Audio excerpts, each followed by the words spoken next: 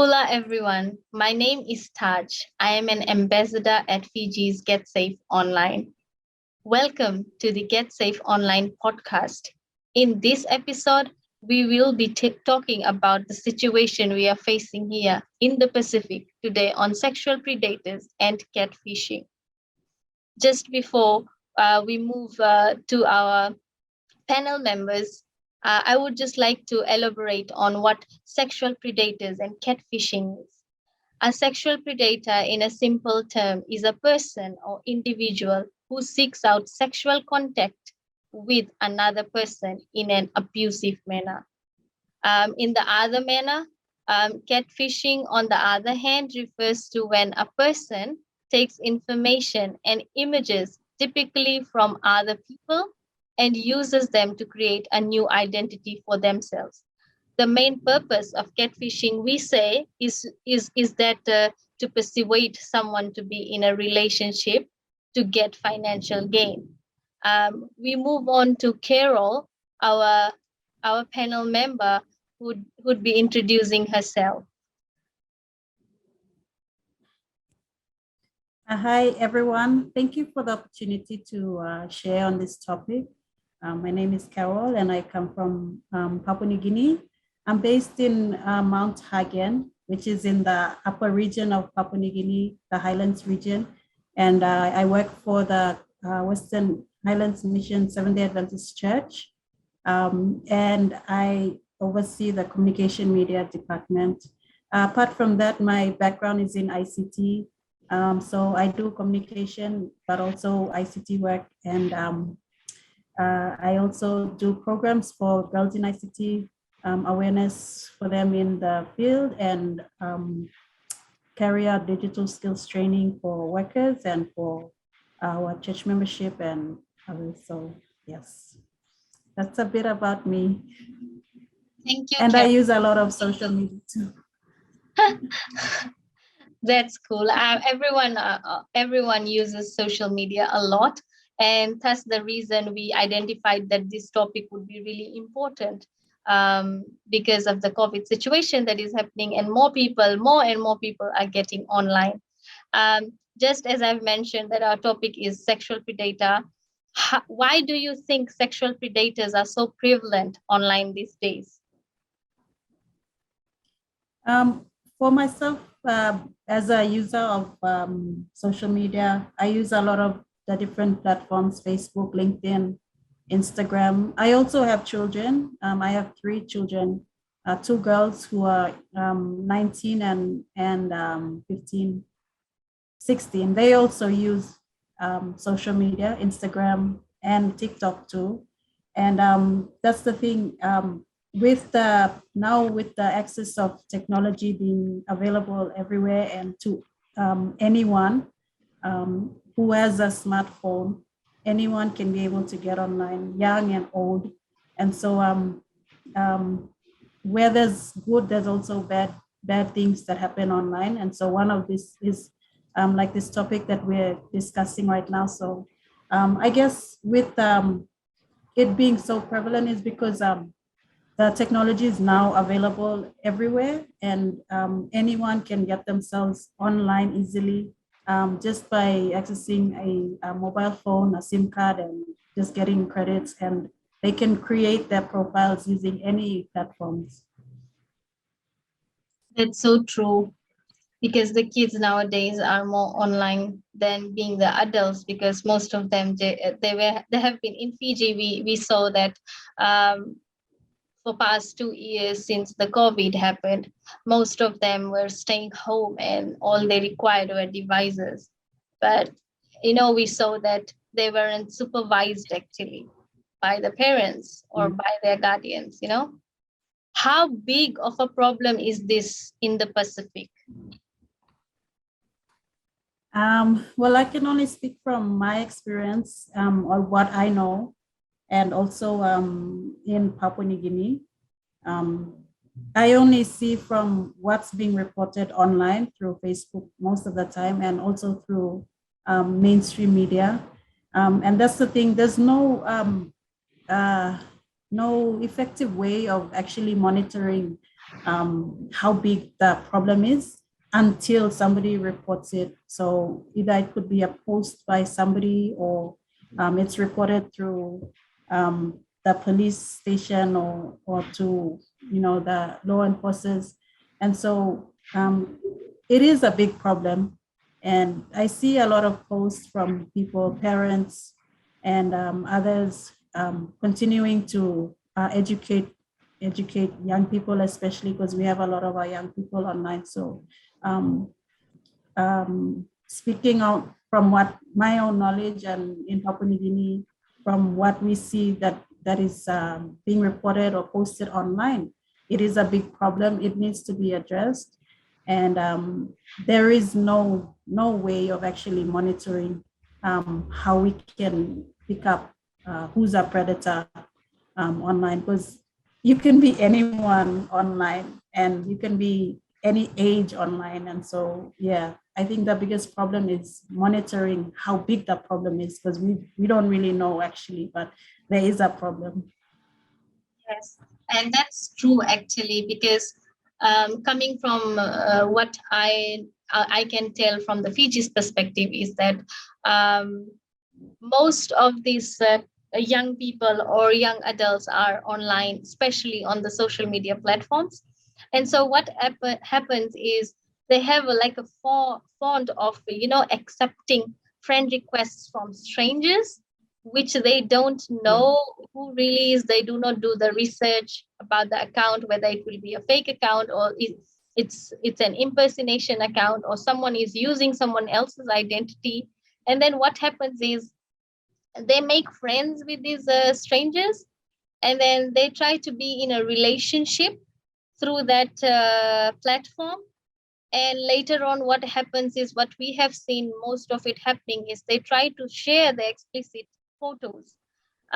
They haven't like met physically, and they haven't seen Mhm. each other, or they haven't done any sort of meetings. The only thing that's happening is a relationship happening on the platform itself. And then what happens is, they share the explicit contents, and the other person who didn't had the intention to actually be in the relationship, when he or she gets the photos, they try to Mm. actually blackmail the other party to give a proportion of money, or some sort of money, kind of blackmail. And if that Yes. money is not given to the other person, what they do is, they threaten to say that, I will expose your photos. So out of financial gain, these things happen. And apparently you are catfished. So we have to be mindful while we are adding people on our social media platforms. So this is sort of like an example that I can give from PG's perspective.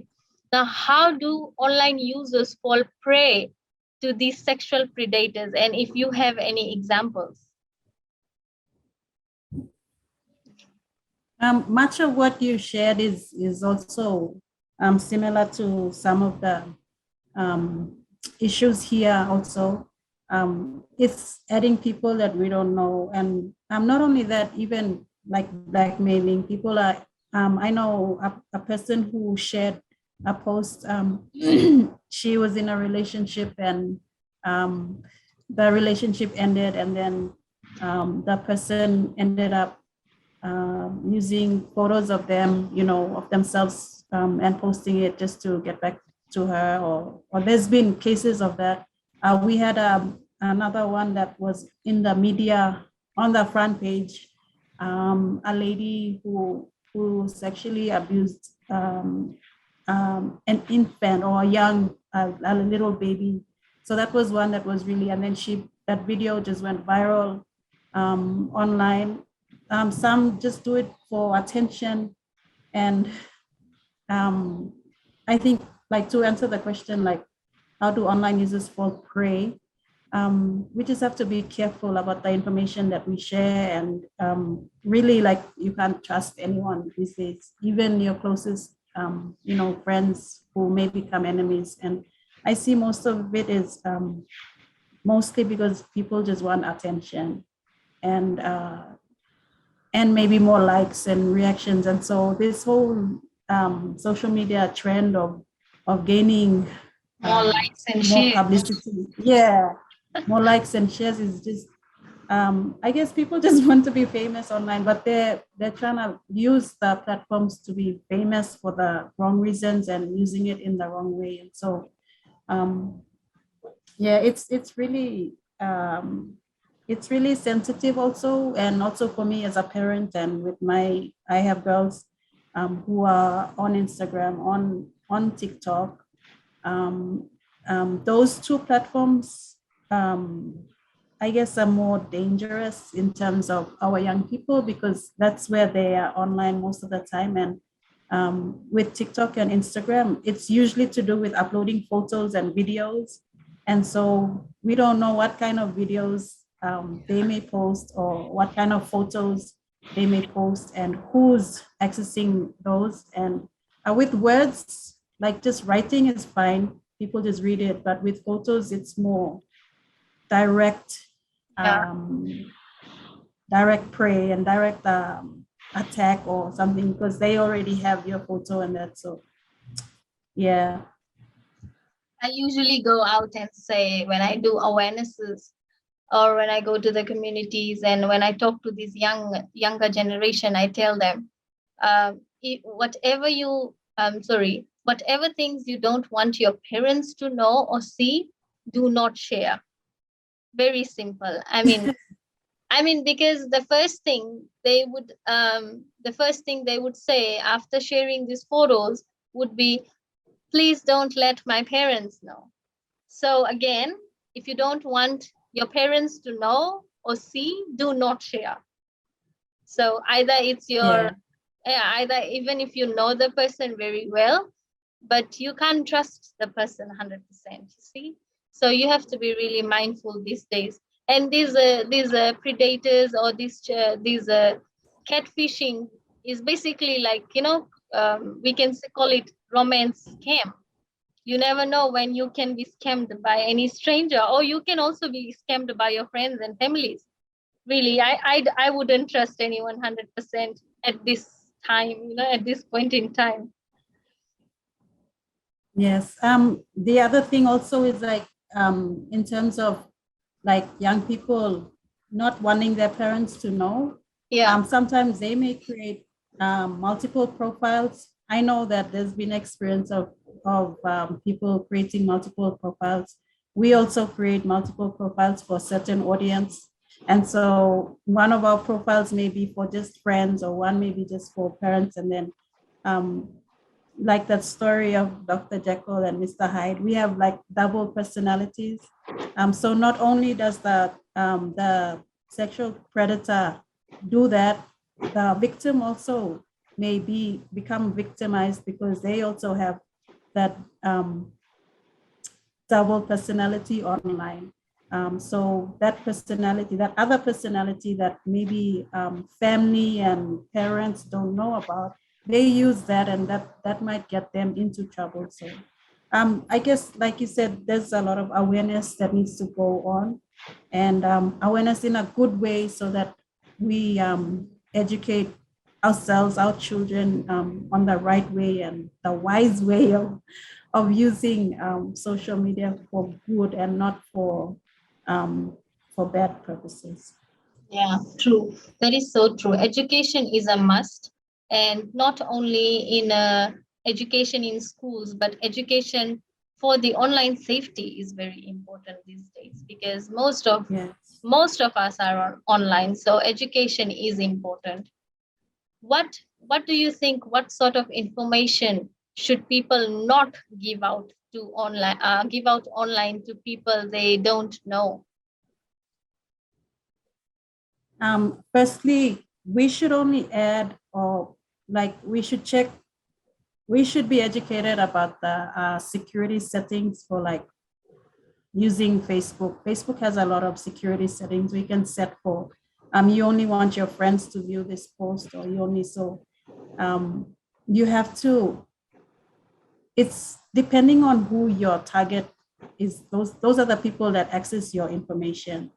So your friends. So firstly, it's like we have to learn the security settings. And also don't give out information like very personal information. There's I mean, like for example, Facebook asks for your birthday and your phone number, your email, where you can also share online. You shouldn't have that put like public to everyone to see it. You shouldn't even have it online. And also it goes back to you yourself, like how much do you want to share yourself online? Um, so it comes back to education, and obviously we shouldn't be giving out personal information online in comments or in posts, or even for example, one of my friends who works for bank bank bank organization. I remember there was a post that a friend did. We were all at an event, and one of our friends uploaded the photo, and she messaged us to remove the photo for her security. So usually it's better to. So what she does is that she doesn't post photos of when she's in an event or wherever she is. She posts it like a day or an hour or 3 hours later. So even that live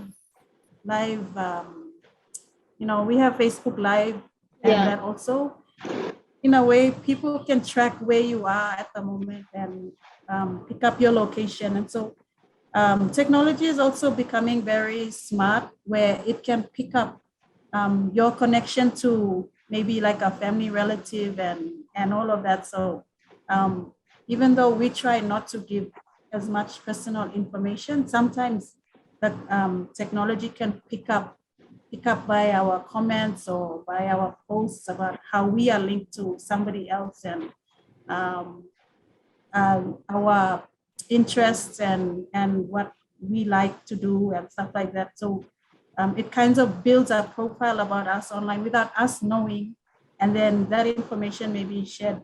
We don't know how much, but like you said, only share what we would like to be shared, and not if, like, for example, like our parents not knowing. The other thing also is the other thing also is everybody now does Yeah. screenshots of everything. A And lot. so even though, yeah, and so screenshots is like one huge problem. I mean, I do that too. And sometimes they use it because they want to save the information, but sometimes it's used for, other purposes. So you might just put something online for like maybe 2 seconds, and you don't know by that 2 seconds, somebody's already posted. So Yeah. um, as a user, I mean, I've been using Facebook since it started in Papua New Guinea, maybe 2007, and I've had bad experience and good experience, and so like being on it for a long time now. Mostly, it's more about promoting like our country and promoting stuff in general, but not much personal, um, unless I know who's.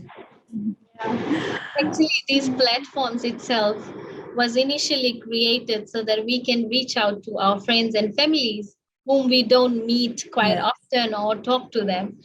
But we see now, I mean, there's so many changes that's happening. Like most of them, we know they use these platforms for entertainment purposes, to Mm. get a job. So there are other, useful purposes that are involved. However, some people they use it to expose other people, or do frauds, and and they create fake accounts and do those things because some of them they would know the laws, how it actually works. So we really do not have an idea what is going on in their mind. The only thing we can do is protect ourselves online. So let's not actually rely on the other person to come and attack us. Let's just keep ourselves safe, and let's just think what we can do to protect ourselves. So the first thing that you can do is not adding strangers online, and that is very important because you really do not know who is behind that account or that profile, because of course you haven't seen. I usually say that if you have met the person twice, then only you try to add that person online, on your social media platforms. If you haven't met the person at least once, do not add, because you really don't know. There's Facebook grooming as well that's happening around. A lot of online issues. Apart from this catfishing or sexual predators who are after being on the social media, there are other issues that circulate around.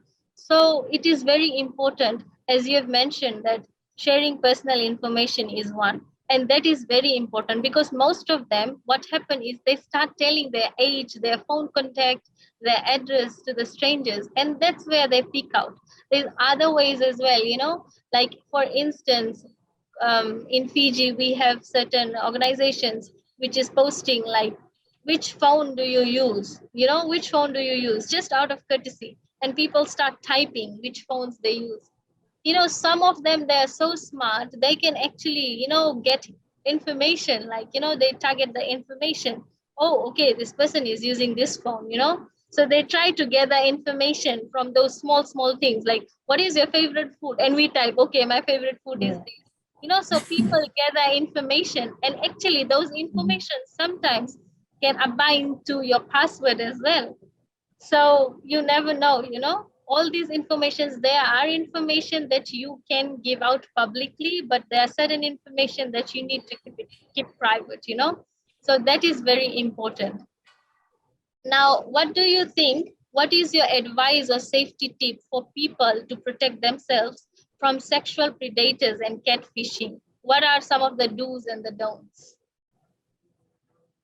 Yeah, so it's really difficult to try to protect ourselves. But like you've said, we can, where we can be able to protect ourselves, we do. So firstly, um, go through your friends list and see, like you said, like for me now is only if I've met them in person and I personally know them, then I add them. Otherwise, I wait until I meet them. So like go through your current friend list and see, you know, maybe you should start removing some that you don't know. Maybe you just added it because you just wanted to increase your Facebook friends numbers. The other thing is to, if there's also a lot of things that happens in the messenger through Facebook and WhatsApp even. If you make sure you check those security settings to restrict people. So it's only like for WhatsApp, for example, you can set it so that only your contacts, numbers that you've saved, they can only see your profile picture or your status updates. So you restrict those, check all the security settings, make sure that it's set on friends and people you know or yourself. So don't let it open to public viewing. And then the other thing is if anyone does send any kind of messages that you do not want to, just immediately block them. And Facebook has block options, so you can do that. WhatsApp also, you can block them so that they don't contact you. And then try to not share as much information, especially about your location. I mean, it's really difficult because we try to share as much as we can about our lives as well, but at the same time, there's always that fear of how much we share and how much that information goes to whoever has access. Like I said, screenshot is a way that people share information nowadays, and so we just have to be careful. And parents should always spend time with their children, educating them. And parents also should get educated too, because we see that our children are getting more smarter in technology than we are. And so they're getting to know more about technology more than we do. And so as a parent, I sit with my children and we also have a good relationship with your children, first of all, so that you're open to discuss and stuff that they may think that you may not be happy with them. But the thing with internet now is it just allows all of us to be connected and we just don't know. So it comes back to the home, as we train up our children in the way they should go. We should also include the digital education as part of, this is now part of our lifestyle, part of our homes, part of our everyday life. And so discipline in the home for that should and we should have open communication about our online lives as well as our offline lives, because we now have these two different worlds that we have to deal with. And it's very, it's good and it's bad at the same time. So it seems like the same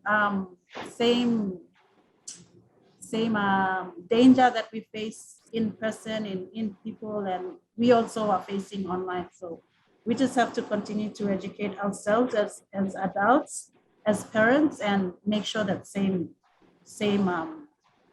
education goes in. And it's not only for parents to, even in the schools, they have to make it like it's a compulsory subject in schools, so that all ages and everywhere that anyone goes, that they are educated and made aware. Yeah. That's true. And also, there are people who would want to put a bait to convince that they are trustworthy and get you into these kind of romance scams. And honestly, people can really manipulate you to get into those romance, and then they, get money out of you. And it is actually happening. So what is important is, like we also mentioned previously, the do's and the don'ts, that do not share this and do not share this. But awareness is very important, I feel. People need to be educated, and not only young people, the young adults and the older generation, they are all on the social media platforms, or they click online. So what happens is, they also need to be educated. Digital literacy. We came up with this theme this year for Safer Internet Day, that digital literacy is important, and digital literacy is important for every individual, because you really don't know what can happen or when can you be attacked online. So you have to be really mindful of those things online, and how you can secure yourself online. So this is very important. If What do you think, if someone is now facing online threat or sexual harassment, or thinks they are being catfished, what should they do? I mean, what usually happens, if you have come across any experience that happened in PNG, and where do they lean their shoulder on? They should tell someone, like anyone. Don't keep it, because there's a lot of suicide cases also where people just, they fear about not telling. I mean, they fear telling people also, because of maybe they got themselves too deep into something that they weren't supposed to. But they should try at least to tell someone and get help.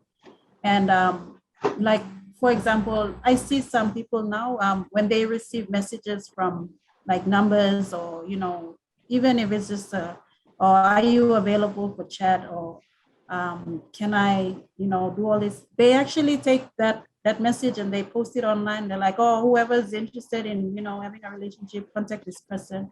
And so that's the thing, like we just have to keep talking about it and getting people to know that this happens. And if you do get yourself in a situation like that, tell someone that you trust, a friend of yours, or a parent, or a church elder, or somebody that can be able to help, because in that way we can stop these people from continuing that activity. And the other thing also which I want to add is, a lot of people, like, I find boredom or having nothing to do is something that makes people want to go and find entertainment in these areas. So we have to also awareness and education in terms of telling people, young and old, that, there's sites that you can go on to for your learning. You can go on the internet to, empower yourself and help yourself, so you don't have to spend your time, you know, looking for relationship or getting involved in conversations online with people. But then the more we go into this, sometimes people find us attractive online, maybe through our words or through our pictures, and they still want to try and contact you. So I think the main thing is you just have to tell someone that, oh, this person, um, my daughters, they also get such messages, and we always share, and we always like block them, or we just send back, information like not interested, or straight off, we just have to tell them straight off that we're not interested. We don't want to be contacted, and just block that person, or whoever. So yeah, it just comes back to awareness, and that we still have to continue to keep talking about it and telling people that there's security measures for the online world that we have to keep promoting, so that people know that, and then um, you know get the law enforcers to actually carry out, because we've had some cases where it's been reported in the news that people have actually gone and reported things that have happened to them, and there's been fines that there's so even with our law enforcement too, they've also taken this on cybersecurity as an issue where it has to be addressed, and it's becoming like a big topic now, and it goes back to the enforcers and also to us as users and those who we know, that we should continue to keep talking about it and educating our people and ourselves. Yeah, that's true. We also go around and tell people in the Fiji perspective that you have to share your feelings with your close family or friends. Most of the time, we see there is a generation gap between the parents and the children. But now things are changing. Like the parents become the best friends of the children because they could be the only ones who can actually think good about the children. We cannot even trust the friends or the other family members these days because we really don't know what their intentions would be. So the best thing is we have to cut down that generational gap thing and just try to focus that our parents can be the only one who can really understand and we can share with them. There's no harm in sharing with them because of course they have given us birth. They will understand every situation, and of course we say that parents have the solution to every problem, so they will eventually come up with something. The other thing that we recommend, sometimes most of the people, they say they are so much bullied online or they went through so much of sexual harassment or any form of harassment online, they have these suicidal thoughts. So the Yeah. world is not coming to an end, or your life shouldn't end just because a stranger or just because the person you don't know has harassed you online. I mean, that person can be living his or her life of wherever that person is. Why are you sacrificing your life because of that one person? I mean, you have someone to talk to, you can share your feelings. We have Lifeline Fiji, we have Fiji Police Force, we have the Online Safety Commission whom you can report to, share your feelings and get solutions. Try to get solutions from wherever possible. But suicidal cannot be a thought just because of that harassment that has happened online. I mean, sometimes people say they are in a serious emotional harm. Their feelings has been hurt, or they cannot think what to do. They are in a mental stress. But that is not the solution. The solution can be you can reach out to people who can actually assist you or support you. Sometimes talking is also a very good method to release your pain, so people would understand those kind of matters. So it is actually important, I suggest, that you talk to someone, and it is very important. If at any point your catfish starts asking for money, then that's something to be suspicious about. I would like to thank Carol for being part of this podcast. It was great to see you. and we have shared a lot of information that was really useful. And I hope that many people consider this. And I hope you'll be able to also share this video so that people are able to see what our thoughts are and they can put it into theirs. So thank you so much, Carol, for being part of this podcast. For more information and online safety tips, visit your in-country Get Safe online website, a project funded by the CSSF Cyber Technology Program. Thank you.